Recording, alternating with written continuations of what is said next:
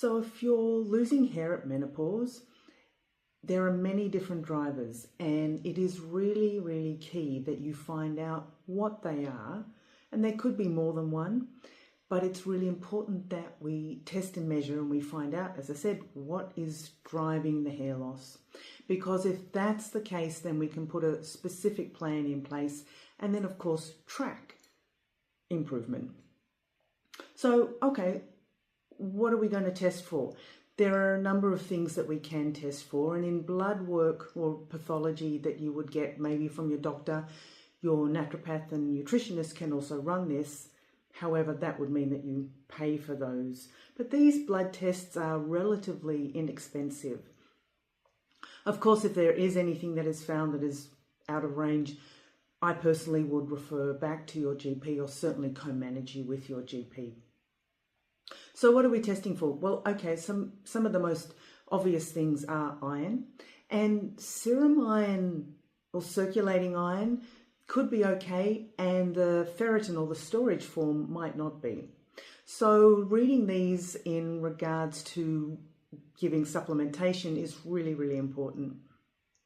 Sometimes you might find the serum iron is quite low and the storage form, the ferritin, is quite high. And that would then lead to perhaps doing further testing, for instance, around inflammation. I might test ESR, erythrocyte sedimentation rate, or CRP, C-reactive protein, to understand whether inflammation is at play here. Because in an inflammatory process, which can happen in a lot of women, particularly those who are maybe struggling with weight or have a thyroid issue, the inflammation then can drive a whole lot of the serum iron, the circulating iron, into storage. So that in fact giving iron as a supplement is not actually the ideal thing. It could actually make things worse. So testing and making sure you know what you're doing before you supplement is really, really key. So there's iron. Vitamin D. Again, GPs usually test for vitamin D once a year, and it's really crucial to understand if you're high, low, or in between.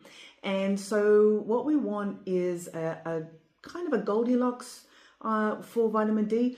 Too much is not good and too little is not good. So we want just the right amount, and making sure that if we are supplementing, that we are actually also tracking the effect of that supplementation. Of course, sunshine or safe sun exposure is the best way to get vitamin D, and I have some information on that on my website. I can put the link below so that you might read more on my blog. So iron, vitamin D, we can test for other nutrients that perhaps are at play. Selenium, for instance, and I would test that sometimes in serum, but also in red blood cell testing. And selenium's an interesting one. It can be really important in thyroid and understanding if you've got too little, but conversely, too much selenium can also lead to hair loss. So, again, supplementation straight off the bat is not a good idea. Finding out what the selenium levels are and putting supplementation in accordingly is really, really important. There are other nutrients, but if I just segue into thyroid now, thyroid is a really big player when it comes to hair loss. And often around menopause, we can find that we're getting metabolically challenged. We certainly have issues around estrogen and insulin and our metabolic rate, and that can really shift enormously around this transition time into menopause. So checking out and making sure that the thyroid is working as well as it could and should is a really important idea. So the test for thyroid, again, it's a blood test. TSH is what normally is run by the GPs. I personally, as a naturopath, would like to see T4 and T3, which the GPs are not able usually to run, but I would certainly look at those. Because TSH is actually thyroid stimulating hormone, is your brain talking to your thyroid, which is in your neck here. And it's really saying, how much effort does the brain need to stimulate the thyroid? And if the TSH is sitting around between 1 and 2.5, depending on the story of the patient, that's usually pretty good. below or above that possibly are areas for concern. But even further to that, the T4 and the T3 also tell a really interesting story. So making sure that they're in ratio and that they're working together is, again, really why we test and measure. The other thing that I'll test for in thyroid is actually looking also at the antibodies, particularly antibodies to the TPO enzyme and to thyroglobulin itself. So these antibodies are seen often in a condition called Hashimoto's, and it's really important if we've got an autoimmune component to the thyroid picture, because that then gives a really different treatment plan as well. Okay, so we've done some nutrients, we've looked at thyroid, I've mentioned inflammation. Testing about the hormones themselves. Now, during perimenopause, the hormones fluctuate really wildly, and it's really a difficult thing to capture just what's going on because of this wild fluctuation. So often the hormones aren't done through perimenopause. Maybe into menopause they start to settle down, particularly in early menopause they still might be transitioning somewhat, but in mid to late menopause there's certainly some resolution there. I've also got a YouTube on the stages of menopause if you want to go back and have a look at that. So the way I test for hormones, because blood, as I've is sometimes not a reliable source because of this wild fluctuations, I usually go into what's called a Dutch test, a dried urine test for comprehensive hormones. And the Dutch test is actually, being a urine test, is something that looks at the metabolites of the hormones.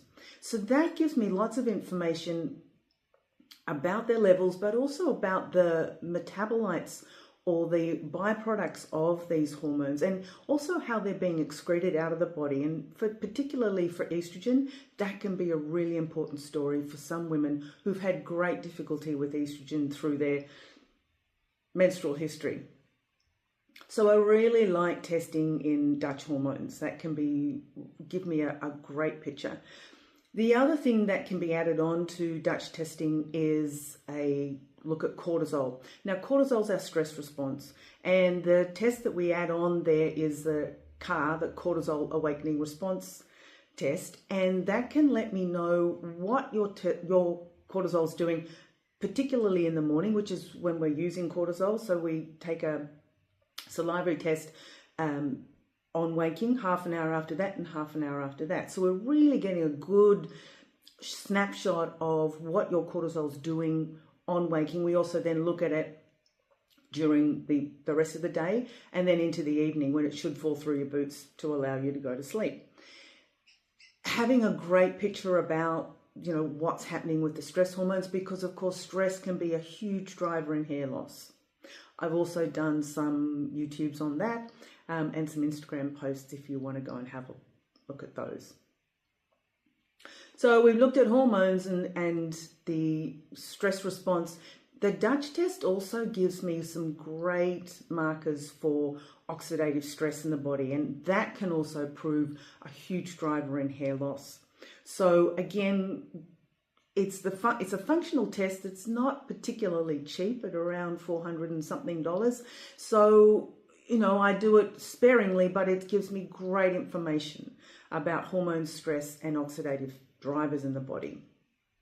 So they're just some of the things, depending on the case history that I take, that I might test for in menopause if someone comes to me for hair loss.